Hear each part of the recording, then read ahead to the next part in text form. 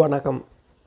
அமெரிக்காவின் வான்படை, அதாவது உலகத்திலேயே மிகவும் தரம் வாய்ந்த வான்படையாகவும் அதற்கு நிகராக எந்த வான்படையும் இல்லை என்ற ஒரு தோற்றப்பாட்டுடன் இருந்த அமெரிக்க வான்படை கடந்த ஒரு மாதமாக இடம்பெறுகின்ற ஈரான் போரில் கடும் சேதங்களை சந்தித்து கொண்டிருக்கின்றது. தொடர்ச்சியாக அமெரிக்காவின் க்ரவுன் ஜுவல்ஸ் என்ற F-35 ரக விமானம் சாதாரணமான குறுந்தூர தரையிலிருந்து வானுக்கு ஏவப்படும் ஏவுகணை மூலம் சுடப்பட்டு சேதமடைந்ததும், அதற்கு முன்னர் 3 F-15 ரக விமானங்கள் வீழ்ந்ததும், அமெரிக்காவின் MQ-9 என்ற அதிநவீன தாக்குதல் மற்றும் உளவு விமானம் கிட்டத்தட்ட ஒரு டசின் விமானங்கள் சுட்டு வீழ்த்தப்பட்டதும், அதன் பிற்பாடு அமெரிக்காவின் F-18 ரக விமானம் கடந்த வாரம் இந்து சமுத்திர கடற்பகுதியில் வைத்து சுடப்பட்டதும், அமெரிக்காவின் டேங்கர் ரக விமானங்கள் ஈராக்கில் சுடப்பட்டதும், அதற்கு பிற்பாடு சவுதி அரேபியாவின் பிரின்ஸ் சுல்தான் ஏர்பேஸில் வைத்து தாக்கி அழிக்கப்பட்டதும் நாம் அறிந்ததே. அதாவது கிட்டத்தட்ட 24 விமானங்களை இந்த சண்டையில் அமெரிக்கா இழந்திருக்கின்றது. இதுவரை நடைபெற்ற போரில் அமெரிக்கா இவ்வளவு தொகை விமானங்களை ஒரு குறுகிய காலத்தில் இழந்தது என்பது ஒரு மிகப்பெரிய ஆச்சரியமாகத்தான் பார்க்கப்படுகின்றது. இந்த வெள்ளிக்கிழமை 27ஆம் தேதி சவுதி அரேபியாவின் பிரின்ஸ் சுல்தான் ஏர்பேஸில் வைத்து மீண்டும் அமெரிக்காவின் டேங்கர் விமானங்கள் மற்றும் மிகவும் பெறுமதியான, அதாவது $270 மில்லியன் பெறுமதியான E-3 சென்ட்ரி ஏர்லி வார்னிங் சிஸ்டத்தை கொண்ட விமானம் என்று அப்காஸ் என்று சொல்கிறது, அந்த விமானமும் சேதமடைந்திருப்பதாகவும் கூறப்படுகின்றது. இந்த E-3 சென்ட்ரி என்பது ஒரு நீண்ட தூர உளவு அப்காஸ் விமானமாகும். இது போர்க்களத்தை நிர்வகிக்கும், அதாவது கொமாண்ட் சென்டர் என்று சொல்வது, நூற்றுக்கணக்கான கிலோமீட்டர், கிட்டத்தட்ட 400 கிலோமீட்டர் சுற்றளவுக்குள் உள்ள இலக்குகளை இலகுவாக கண்டறியும். அந்த இலக்குகள், அதாவது ஒரே நேரத்தில் 600 விமானங்களை அல்லது 600 வான் இலக்குகளை இலகுவாக கண்டறியும் இந்த விமானம் ட்ரோன்களோ ஏவுகணைகளோ எல்லாவற்றையும் கண்காணித்து அதை தனது கட்டுப்பாட்டு அறைக்கு தெரியப்படுத்துவதன் ஊடாக அதற்கு எதிரான நடவடிக்கைகளை ஒருங்கிணைக்கவும் இந்த விமானங்களை அமெரிக்கா பயன்படுத்துவதுண்டு. அமெரிக்காவிடம் மிக குறைந்த அளவான விமானங்கள் தான் இந்த விமானங்கள் இருக்கின்றன. போயிங் 707 என்ற விமானத்தை தான் அமெரிக்காவுக்கு பெருமளவான நிதி செலவில் கிட்டத்தட்ட அதில் இருக்கின்ற உபகரணங்கள் மற்றும் விமானத்தின் பெறுமதி வந்து $270 மில்லியன் ஆகும். இது எதிரி விமானங்களையும் தமது நட்பு விமானங்களையும் இலகுவாக இனங்காணும். அது மட்டுமல்லாது குரூஸ் ரக ஏவுகணைகளை வழி நடத்தி அதை இலக்குகளுக்கு கொண்டு செல்வதற்கும் இந்த விமானங்கள் பயனுள்ளதாக இருக்கும். இவ்வாறான விமானங்கள் வந்து ரஷ்யாவிடம் இருக்கின்றது. ரஷ்யாவிடம் இருக்கிறது வந்து பெரிகே 50 என்ற அப்காஸ் விமானம். இந்த விமானத்தை உக்ரைன் படையினர் தொடர்ச்சியாக குறிவைத்திருந்தார்கள். நேட்டோ படையினரின் உதவியுடன் பேட்ரியாட் ரக ஏவுகணையால் இந்த விமானம் 2 சுடப்பட்டிருந்தது ரஷ்யாவில். அது மிகப்பெரிய இழப்பு ரஷ்யாவுக்கு. எத்தனையோ 300 மில்லியன் என்று சொல்லியிருந்தார்கள். $300 மில்லியன் ரஷ்யாவுக்கு இழப்பென்று. இன்றைக்கு அதே விமானம் $270 மில்லியன் அமெரிக்காவுக்கு இழப்பை செய்திருக்கிறார்கள் ஈரானியர்கள். கிட்டத்தட்ட 4 விமானங்கள் இரவு வந்து இறங்கியிருக்கின்றது. அந்த விமான நிலையம் ஏற்கனவே தாக்குதலுக்கு உள்ளானதால் ஒரு குறுகிய நேரத்துக்குள் மெயின்டெனன்ஸ், பராமரிப்பு வேலைக்காக இறங்கியிருந்தது. ஆனால் 4 மணி நேரத்துக்குள் அது இறங்கிய தகவல் அறிந்து 4 மணி நேரத்துக்குள் ஈரான் கிட்டத்தட்ட 6 ஏவுகணைகளையும் 29 ட்ரோன்களையும் அந்த பகுதியை நோக்கி ஏவியிருந்தது. அதில் ஒரு ஏவுகணை நேரடியாகவே அந்த விமானம் நின்ற இடத்தை தாக்கியதாக கூறப்படுகின்றது. இந்த ஏவுகணைகளை இடைமறிக்க முடியாதது தான் மிகப்பெரிய ஒரு துர்ப்பாக்கியமாக போனது. இந்த தாக்குதலில் கிட்டத்தட்ட 3 டேங்கர் KC-135 ரக டேங்கர்களும் 2 E-3 சென்ட்ரி விமானமும் சேதமடைந்ததாக கூறப்படுகிறது, அழிவடைந்ததாக கூறப்படுகிறது. மற்றைய 2 சேதமடைந்திருக்கலாம் என்றும் கூறப்படுகின்றது. ஆனால் பிரச்சனை என்னவென்று சொன்னால், இந்த விமானத்தை பொறுத்தவரையில் இது ஒரு தீவிரமான பிரச்சனை என்று கூறுகிறார் ஓய்வு பெற்ற கேர்னல் ஜான் வின்னபெல். ஏனென்று சொன்னால், இது பாரசீக வளைகுடாவில் நடக்கும் நிகழ்வுகளை கண்காணிக்கும் அமெரிக்காவின் திறனை குறை மதிப்புக்குட்படுத்துகின்றது என்று சொல்லியும், அமெரிக்க விமானப்படையினரிடம் இத்தகைய விமானங்கள் குறைந்த எண்ணிக்கையிலேயே உள்ளன, அவற்றை மாற்றி அமைக்க முடியாது என்றும் இராணுவ வல்லுநர்கள் வலியுறுத்தியிருப்பதாக கூறப்படுகின்றது. ஆனால் இந்த விமானம் வந்திறங்கிய சில மணி நேரத்துக்குள் அந்த தாக்குதல் ஒருங்கிணைக்கப்பட்டிருக்கின்றது. 1200 கிலோமீட்டர் தூரத்துக்கு ஈரானின் ஏவுகணைகள் பறந்து சென்றிருக்கின்றன. 4.5 நிமிடங்களுக்குள் 7 நிமிடங்களுக்குள் அந்த ஏவுகணை அந்த இலக்கை தாக்கியிருக்கின்றது. 3 ஏவுகணைகள் தாக்கியிருக்கின்றன. ஆனால் இந்த விமானம் இருந்த பகுதியை சஹப் ரக ஏவுகணை 1 தாக்கியதாகவும், இப்போ டேங்கர் விமானங்கள் இருந்த பகுதியை 2 தாக்கியதாகவும் கூறப்படுகின்றது. அதாவது ஏற்கனவே 7 டேங்கர் விமானங்களை அமெரிக்கா இழந்திருந்தது. இப்போது 3, அதாவது கிட்டத்தட்ட 10 டேங்கர் விமானங்களை இழந்திருக்கின்றது. அதே சமயம் E-3 ரக சென்ட்ரி விமானத்தை இழந்திருக்கின்றது. வளைகுடா நாடுகளிடமிருந்த ஈகிள் ஐ என்ற ஈகிள் ஐ என்ற $1 பில்லியன் பெறுமதியான ஒரே ஒரு விமானத்தை அபுதாபியில் வைத்து ஈரான் அளித்திருந்தது கடந்த வாரம் பார்த்திருந்தோம். இப்போது இந்த விமானங்களும் அழிந்திருக்கின்றன. அதே நேரம் டெய்லி மெயில் ஜோர்டான் வான்படை தளத்தின் இடம்பெற்ற சம்பவத்தை மேற்கோள் காட்டி, அதன் புகைப்படங்களையும் மேற்கோள் காட்டி கூறியிருக்கின்றது. கிட்டத்தட்ட 35 விமானங்கள் என்ற இடத்தில் பல விமானங்கள், அதாவது F-15, F-16, F-35 ரக விமானங்கள் பல அழிவடைந்துள்ளதை புகைப்படங்கள் காண்பிப்பதாக காட்டியிருக்கிறார்கள். அதாவது மெல்ல மெல்ல இந்த போரில் அமெரிக்கா சந்தித்து வருகின்ற இழப்புக்களை மெல்ல மெல்ல இப்போது செயற்கைக்கோள் படங்களின் உதவிகளுடன் பலரும் வெளிக்கொண்டு வந்து கொண்டிருக்கிறார்கள். இந்த 2 வாரங்களுக்குள் கிட்டத்தட்ட 25 அமெரிக்க படையினர் இறந்திருப்பதாக கூறப்படுகிறது. அதே சமயம் அமெரிக்க இராணுவத்தில் பணியாற்றிய தமிழர் ஒருவரும் இறந்திருக்கின்றார். 21ஆம் தேதி இறந்திருக்கின்றார். அவர் எங்கே இறந்தவர் என்பதை இன்னும் போடப்படவில்லை. இதே சமயம் மார்ச் 25ஆம் நாளன்று இஸ்லாமிய புரட்சிகர படையினரின் தாக்குதலில் அமெரிக்க கடற்படையின் F-18EF ரக விமானம் தாங்கி கப்பலில் இருந்து புறப்பட்டு வந்த, அதாவது ஆப்ரஹாம் லிங்கனில் இருந்து புறப்பட்டு வந்த இந்த விமானம் வீழ்ந்திருக்கின்றது, சுட்டு வீழ்த்தப்பட்டிருக்கின்றது. இந்த சம்பவத்தின் காட்சிகளில் குறுகிய தூர தரைவான் ஏவுகணை தாக்குதல் மூலம் அந்த விமானம் அழிக்கப்பட்டது தெளிவாக தெரிகிறது. அந்த விமானம் சபகார் கவுண்டிக்கு மேலே சுட்டு வீழ்த்தப்பட்டு இந்திய பெருங்கடலில் விழுந்து நொறுங்கியிருக்கின்றது.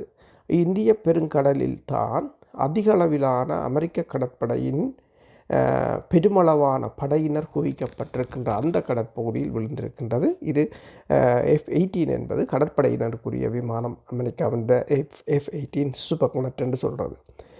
பிப்ரவரி 28 அன்று ஈரான் மீது அமெரிக்கா மற்றும் இஸ்ரேலிய நாடுகள் தாக்குதலை தொடங்கியதிலிருந்து உள்நாட்டு வான் பாதுகாப்பு அமைப்புகளால் சுடப்பட்டு வீழ்த்தப்பட்ட 4வது அமெரிக்க விமானம் மற்றும் இஸ்ரேலிய போர் விமானம் இது என்று கூறப்படுகிறது. இதன் மூலம் ரஷ்யாவின் நவீன ஏவுகணையான S-300 PMU-2 அல்லது டோர் M2 என்ற அமைப்புகளால் இது சுடப்பட்டிருக்கலாம் என்று கூறப்படுகின்றது. ரஷ்யாவின் வெளிவிவகார அமைச்சர் அதாவது கடந்த புதன்கிழமை தெரிவித்த கருத்தில் தாங்கள் புலனாய்வு தகவல்களை கொடுக்கவில்லை, ஆனால் ஈரானுடன் பாதுகாப்பு உடன்பாட்டை மேற்கொண்டிருப்பதால் தாங்கள் ஈரானுக்கான ஆயுதங்களை இப்போதும் வழங்கி கொண்டிருக்கிறோம் என்று கூறியிருந்தார். காஸ்பியன் கடற்பகுதியின் ஊடாக ரஷ்யா ஆயுதங்களை இப்போதும் ஈரானுக்கு வழங்கி கொண்டுதான் இருக்கின்றது. அதே போல் ஈராக்கில் உள்ள ஈரானுடன் இணைந்து செயற்படும் துணை இராணுவ குழுக்கள் ஈராக்கிய வான்வெளியில் கடந்த இந்த போர் ஆரம்பித்த பின்னர் KC-135 மற்றது பிளாக் ஹாக் ஹெலிகாப்டர்கள் இரண்டையும் சுட்டு வீழ்த்தியிருந்தார்கள். அதற்கும் இந்த குறுந்தூர ஏவுகணைகள் தான் பயன்படுத்தப்பட்டிருக்கின்றது. மார்ச் 22 அன்று குவைத்தின் வான்வெளியில் அமெரிக்க விமானப்படையின் F-15E ரக ஈகிள் போர் விமானத்தையும் அதற்கு முந்தைய நாள் இஸ்ரேலிய விமானப்படையின் F-16 விமானத்தையும் வெற்றிகரமாக சுட்டு வீழ்த்தியதாக ஈரானிய படைகள் உரிமை கோரியிருந்தன. ஆனால் F-15E வந்து குவைத்தின் வான்படையினரால் தான் சுட்டு வீழ்த்தப்பட்டதாக கூறப்பட்டிருந்தது. தவறுதலாக சுடப்பட்டதாக அமெரிக்கா தெரிவித்திருந்தது.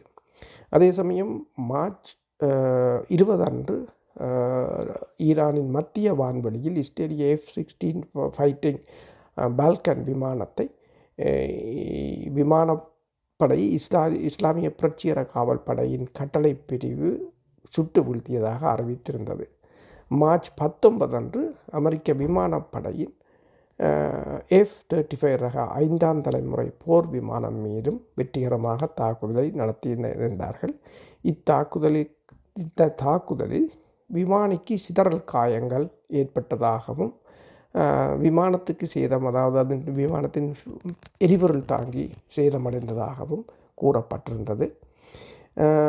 அதாவது இரு நாடுகளினது விமான குழுக்களிலும் மிகவும் தாக்குப்பிடிக்கும் திறன் கொண்ட போர் விமானமான F-35 மீதான தாக்குதலுக்கு பிறகு அமெரிக்க ஆயுதப்படைகளும் இஸ்ரேலிய விமானப்படையும் ஈரானிய பகுதிகளுக்கு மேலாக ஆழ ஊடுருவல் தாக்குதல்களை கணிசமான அளவு குறைத்துள்ளதாக ஈரானிய வட்டாரங்கள் தெரிவித்திருக்கின்றன.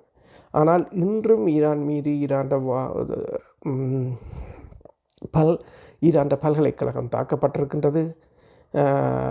ஈரான் உருக்கு தொழிற்சாலை தாக்கப்பட்டிருக்கின்றது. அந்த தாக்குதல்களை அவர்கள் ஈரானுக்கு அண்டைய நாடுகளில் இருக்கின்ற வான்வெளியில் இருந்து நீண்ட தூர ஏவுகணை மூலம் தாக்குவதாக கூறப்படுகின்றது. அதே சமயம் அமெரிக்கா இதுவரையில் 1000 டொமஹாக் ஏவுகணைகளையும் ஏவியிருக்கின்றது. டொமஹாக் ஏவுகணை அதாவது நேற்றும் பல ஏவுகணைகள் ஏவப்பட்டதை பார்க்கக்கூடியதாக இருக்கின்றது. வான்வெளியில் ஏவப்படும் குரூஸ் மற்றும் பாலிஸ்டிக் ஏவுகணைகளின் கடுமையான பற்றாக்குறை அதிகரித்து வருவதால் அமெரிக்க மற்றும் இஸ்ரேலிய போர் விமானங்கள் சரக்கு குண்டுகளை பயன்படுத்தி இலக்குகளை தாக்க ஈரானிய வான்வெளிக்குள் செயல்பட வேண்டிய கட்டாயம் ஏற்படும் என்றும் இதனால் அவை சுட்டு வீழ்த்தப்படும் அபாயம் இருப்பதாகவும் இப்போது ஊகிக்கப்படுகின்றது. அதே சமயம் அமெரிக்க மற்றும் இஸ்ரேலின் ஆளில்லாத விமானங்களும் சுட்டு வீழ்த்தப்பட்டிருக்கின்றன. கிட்டத்தட்ட இந்த ஆளில்லாத விமானங்கள் எண்ணிக்கை 200 தாண்டி உள்ளதாக ஈரானிய வட்டாரங்கள் மதிப்பிடுகின்றன. இவற்றின் மதிப்புகள் கிட்டத்தட்ட 1 லட்சத்துக்கும் குறைவான விலையுள்ள ஒரு முறையே பயன்படுத்தும் தாக்குதல் ட்ரோன்களாகும். மற்றும் 150 மில்லியனுக்கு அதிகமான விலை உள்ள MQ-9 Raptor போன்ற உயர் மதிப்புள்ள தாக்குதல் விமானங்களும் பரவலாக சுடப்பட்டிருக்கின்றன. அதாவது இந்த MQ-9 என்றது 150 மில்லியன் டாலர்கள் பெறுமதியான இந்த விமானத்தில் 12 விமானங்கள் இழக்கப்பட்டிருக்கின்றன. இந்த இழப்பு இந்த மிக அதிக இழப்புகள் ஆட்கள் இயக்கும் போர் விமானங்களுடன் ஒப்பிடும்போது பெரும்பாலான ஆளில்லாத விமானங்களின் குறைந்த தப்பி பிழைக்கும் திறனை மட்டுமல்லாது ஆட்கள் இயக்கும் போர் விமானங்கள் அதிக எச்சரிக்கையுடன் பயன்படுத்தப்பட்டிருக்க ஆளில்லாத விமானங்கள் அதிக ஆபத்துக்கள் உள்ள ஆழ ஊடுருவும் பணிகளுக்கு பயன்படுத்தப்பட்டுள்ளன என்பதைத்தான் இது காட்டுகின்றது. எனவே தான் 12 ஆளில்லாத தாக்குதல் விமானங்கள் சுட்டு வீழ்த்தப்பட்டிருக்கின்றன. உதாரணமாக ஒரு F-16 விமானத்துடன் ஒப்பிடும்போது இந்த ஆளில்லாத தாக்குதல் விமானம் F-35 ரக விமானம் $110 மில்லியன். ஆனால் இந்த MQ Raptor விமானம் $150 மில்லியன் என்னும்போது அது அதிக விலை உள்ளது. இருந்தாலும் விமானிகளால் ஓட்டப்படும் விமானங்கள் ஈரானின் ஆழமான பகுதிக்கு செல்ல அஞ்சுவதால் இந்த விமானங்களை அவர்கள் அதிக அளவில் பயன்படுத்தி இருக்கிறார்கள் போல் தெரிகிறது. ஆட்கள் இல்லாமல் இயங்கும் இலக்குகளை எதிராக அதாவது ஈரானின் வான் பாதுகாப்பு அமைப்புகள் பெற்ற வெற்றிகள் ஒப்பீட்டளவில் குறைவாகவே இருக்கின்றன. இருப்பினும் ஈரானிய ஏவுகணை தாக்குதல்களுக்கு எதிராக அமெரிக்க மற்றும் இஸ்ரேல் ஆகியவற்றின் மூலோபாய கூட்டாளிகளின் சொந்த பாதுகாப்பு அமைப்புகள் சொல்லப்போனால் மிகவும் பலவீனமானதாகவே இருந்துள்ளன. இது இஸ்லாமிய புரட்சிகர படைக்கு அதாவது எந்தவித தடையுமின்றி இவற்றை தாக்குவதற்கான ஒரு இடத்தை வழங்கியிருக்கின்றது. F-18E போர் விமானம் கிட்டத்தட்ட 2 தசாப்தங்களாக அமெரிக்க கடற்படையின் போர் விமான பிரிவின் முதுகெலும்பாக விளங்கி வருகின்றது. இது பனிப்போர் காலத்தின் F-14, F-18C, F-A-6 மற்றும் A-7 போர் விமானங்களுக்கும் F-35C 5ஆம் தலைமுறை போர் விமானம் மற்றும் FA-XX நீண்ட தூர 6ஆம் தலைமுறை போர் விமானங்களுக்கும் இடையில் ஒரு தற்காலிக தீர்வாக பயன்படுத்துவதற்காக முதலில் வாங்கப்பட்ட ஒரு மேம்படுத்தப்பட்ட 4ஆம் தலைமுறை விமானம். ஆனால் F-35C விமானத்தின் மேம்பாட்டில் ஏற்பட்ட பெரும் தாமதங்களின் விளைவாக 2015ஆம் ஆண்டிலிருந்து F-18EF விமானத்தின் உற்பத்தி 12 ஆண்டுகளுக்கு நீடிக்கப்பட்டிருந்தது. தற்போது கடற்படையில் 700க்கும் மேற்பட்ட சூப்பர்கானட் F-18 ரக விமானங்கள் பயன்பாட்டில் இருக்கின்றன. நவீன மின்னணு முறையில் ஸ்கேன் செய்யப்படும் ரெடார் மற்றும் 4+ தலைமுறை எலக்ட்ரானிக் கருவிகள் மிகவும் அதிக செலவுள்ள F-18E Block 3 தரத்திற்கு மேம்படுத்தப்பட்ட ஒரு மிகவும் அதிக செலவுள்ள விமானம். சில விமானங்களை தவிர பெரும்பாலான F-18 போர் விமானங்கள் காலாவதியானவையாகவும் மேம்பட்ட போர் விமானங்கள் அல்லது வான் பாதுகாப்பு அமைப்புகளுடன் தீவிரமான மோதல்களுக்கு பொருத்தமற்றவையாகவும் கருதப்படுகின்றன. இருப்பினும் பனிப்போருக்கு பிந்தைய காலத்தில் இந்த விமானத்தின் குறைந்த பராமரிப்பு தேவைகளும் செயல்பாட்டு செலவுகளும் கடற்படையினருக்கு இது ஒரு பொருத்தமான உழைக்கும் குதிரையாகவே தோன்றச் செய்திருந்தன. இருந்தாலும் தற்போதைய ஈரான் போரில் இந்த விமானங்கள் தற்போதைய நவீன ஏவுகணைகளை எதிர்கொள்வதில் கடும் சிக்கலை சந்தித்திருப்பதைத்தான் இந்த விமானத்தின் இழப்பு காட்டுகின்றது. அது மட்டுமல்லாது தொடர்ச்சியாக அமெரிக்க வான்படை இழந்து வருகின்ற விமானங்கள், அதாவது நான் முதல் கூறியிருந்தேன் 24 விமானங்கள் இழக்கப்பட்டிருந்தன என்று. இந்த வாரம் இழக்கப்பட்ட கிட்டத்தட்ட 5 விமானங்களுடன் கிட்டத்தட்ட 30 விமானங்களை அமெரிக்க வான்படை 30 நாளுக்குள் இழந்திருக்கின்றது. கூறப்போனால் ஒவ்வொரு நாளைக்கு ஒரு விமானம் என்ற தரத்தில் இழப்புகள் அமைந்திருக்கின்றன. ஏற்கனவே ஈரான் தாக்குதலில் குவைத்தின் ஈரோ ஃபைட்டர் 3 விமானங்கள் அளிக்கப்பட்டிருந்தன. இத்தாலியின் 2 ஈரோ ஃபைட்டர் விமானங்கள் சேதமடைந்திருந்தன. போர் முடிந்த பிற்பாடு தான் முழுமையான இழப்புகள் தொடர்பான தகவல்கள் வரும். ஏனென்று சொன்னால் இப்போது வருகின்ற தகவல்கள் சேட்டலைட் தகவல்கள் எல்லாவற்றையும் ஒப்பிட்டு பார்க்கும்போது தாக்குதல் அதாவது சேதம் அதாவது இவர்கள் அமெரிக்காவோ அல்லது இஸ்ரேலோ சொல்வதை விட சேதம் மிக அதிகம் என்பது தெளிவாக தெரிகின்றது. நன்றி.